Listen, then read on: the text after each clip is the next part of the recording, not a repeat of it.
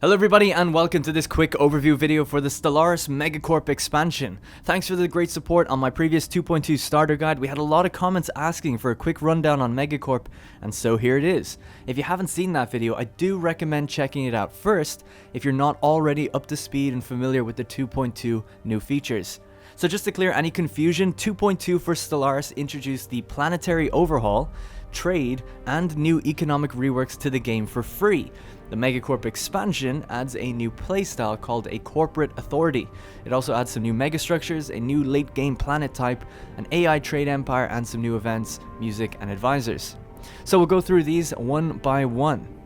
First up is the corporate authority. This is chosen on race creation in the government and ethics section. Now the corporate authority gives you a +20 to administrative cap, but a 50% size penalty. Now what this means is that as you go over your cap, you suffer a bigger cost penalty than most empires do to technology, unity, leaders, and edicts.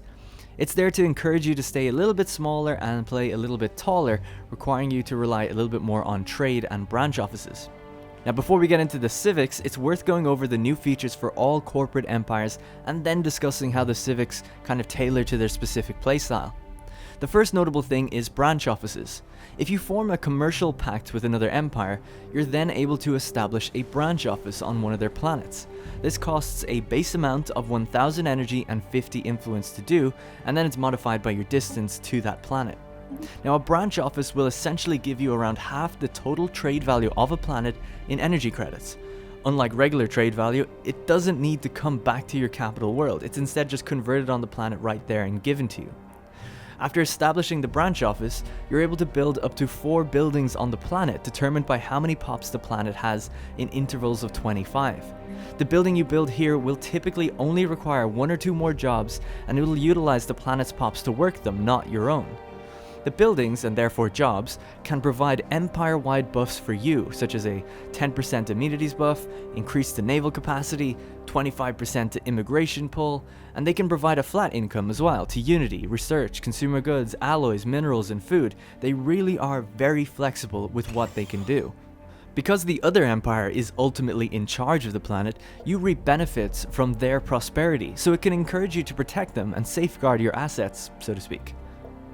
Should your relations falter for whatever reason and an empire cancels their commercial pact, your branch offices still remain in place and you can still build buildings in them as they grow, but you can no longer establish new ones in that empire. Now if the empire wants, they can wage a war with you for expropriation, which if victorious, results in the closing of all your branch offices and a reward of 1000 energy for every branch office they closed to them.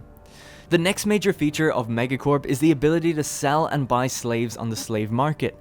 Every type of empire can access the slave market in order to buy and sell them. They don't have to be a corporate authority to do so. Now when you place slaves on the market, the game determines their value based on their species traits and habitability. It may take some time or it could be instant, but other empires can then pay energy to get the pops delivered instantly. They can then decide what they do with that species, such as setting them free or using them to colonize different types of planets. I placed 4 pops on the market really early on, and it took about 100 years just to sell one of them, so I haven't seen it be of great value when playing against the AI. Now way later on in the game, I did put 10 robots on the market, and they sold very fast, perhaps due to their habitability working on any planet type. And yes, you can have robot slaves. Now, pops are so valuable in 2.2, I'm not really sure why you would sell some, unless maybe you captured a planet with a species that you just didn't want, but also didn't want to purge them for fear of diplomatic penalties. It's a nice feature, but I do think the game just needs a little bit more of a better balance and an update around, encouraging you to use it more. The next feature is the 3 new Ascension perks added with Megacorp. Universal Transactions is available only to corporate authorities and grants a reduction in energy cost and a removal of influence cost for new branch offices. Xenocompatibility essentially allows aliens to interbreed, increasing the immigration pull and pop growth speed if there's 2 or more species on a planet. This cannot be done as a gestalt consciousness. Now the benefits of this are that you might get species that have mixed traits combining the best of 2 species. If you do get something good, you can then choose what species grows next on a planet, so you can make sure that only the one you like is growing primarily. Now to do this, you just click the growing pop and select the species you want next. Now the last Ascension perk is the Arcology Project. This brings us nicely to the next feature, which is the Ecumenopolis world. If you take the Arcology Project Ascension perk, it'll allow you to convert a planet into an Ecumenopolis world, which is essentially a giant city planet. Now to do this, it takes 20,000 minerals, 200 influence, and 10 years to complete. It also requires that all of your districts must be city districts before the conversion can take place. So you'll need to replace other districts with city districts. Now it's better to replace them than to just demolish and build new ones, as the pops will continue working right up until it's converted. Now once it has completed, your planet districts will change from being city, generator, minerals and food, to residential, foundry, industrial and leisure. These new district types focus on mass housing and mass production of refined resources. This means that an Ecumenopolis world is not really self-sufficient. They cannot produce minerals to sustain their district's consumption of them. I mean, it is technically doable to live on just one Ecumenopolis world if you had a bunch of branch offices in other empires, or enough territory to gather the minerals, or maybe a matter decompressor. So it can be done, but it's definitely designed to rely on other planets as well. And it works really well with the ring world, as they produce the food and the energy, and then maybe you just have a few planets to produce the minerals. Now speaking of building things, there's 4 new megastructures. So I mentioned the matter decompressor that essentially needs to be built on a black hole, and it will produce 1,000 minerals when it's complete. Then there's the Strategic Coordination Center, which gives you 225 naval capacity, 15 starbase capacity, 24 defense platforms for all starbases, and 15% sublight speed for all ships, so it's a strong naval focused thing. Then there's the Interstellar Assembly, which gives you a plus 50 opinion modifier to other empires and a 100% increase to immigration pull on your planets. And lastly, there's the Mega Art Installation, which gives you a plus 300 to Unity and 15% empire-wide amenities buff. The next feature of Megacorp is the roaming Caravaneers. These are nomadic interstellar travelers that will visit you and give you events, ask you for trade deals, and even sometimes steal from you. One of them is typically settled in a star system, and this is the one that you can talk with to get your loot boxes and play the slots.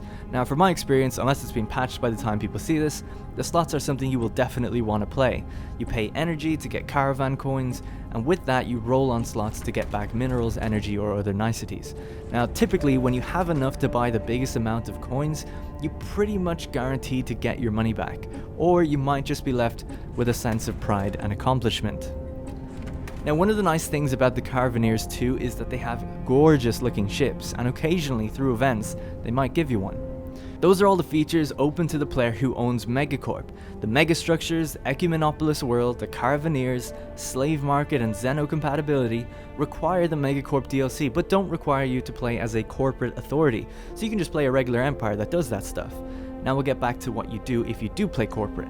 Choosing the corporate authority allows you to choose any of the 12 corporate civics, and these will determine your playstyle. Now most of the civics are pretty standard stuff, like buffs to unity or an increase in trade value, but 3 of the civics are more unique playstyles that actually can be chosen together in any combination, so long as your ethics are correct. The first one is the Criminal Heritage Civic. The Criminal Heritage prevents you from joining federations or from forming commercial pacts, but you can build branch offices on any empire you like without even asking them. Now the branch offices work a little bit differently though. They thrive off of high crime. More crime equals more energy for you. They have special buildings to spread that crime as well as gather other types of resources or research or whatever it may be. So essentially you make money off of other empires' crime and then you spread crime into other empires. However, should other empires reduce their crime low enough, your branch office will be forced to close. So unlike regular branch offices, you should seek out planets that already have a crime problem rather than planets that have high trade value. A big problem I see a lot of people doing is that they are establishing branch offices on places with basically no crime, expecting to get high trade value. However, their branch offices just shut down extremely quickly because they don't have the time to build a building to actually spread the crime that they need. So again, look for planets with just a little bit of crime already, or newly developing planets. They tend to be a little bit easier to kind of infiltrate.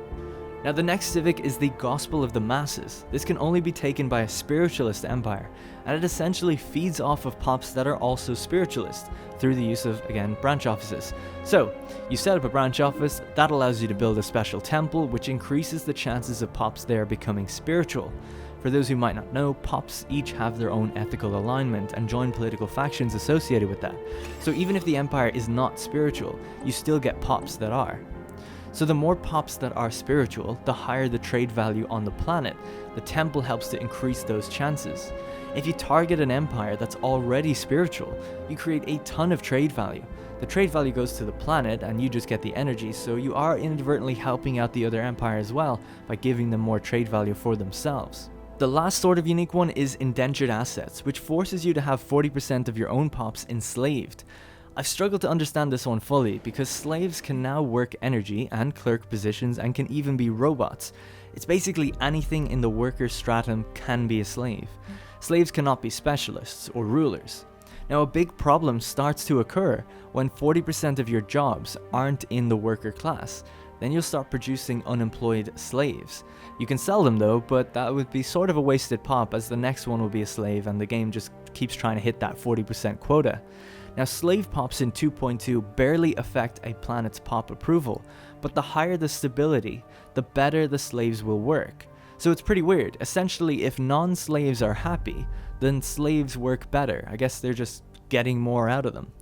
And that's basically it for all the features of the Megacorp DLC. For those wondering, there's no new ships to play with or new portraits, but there is 3 new advisor voices and 3 new music tracks.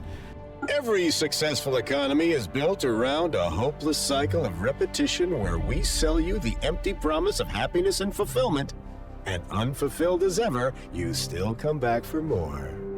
Our goal is to create a galactic system that maximizes innovative self-actualization and redefines future-proof solutions for every stage of a customer's life. Megacorp, we're with you every step of the way. Automation, open access, shared wealth. With these we shall unite the stars in song.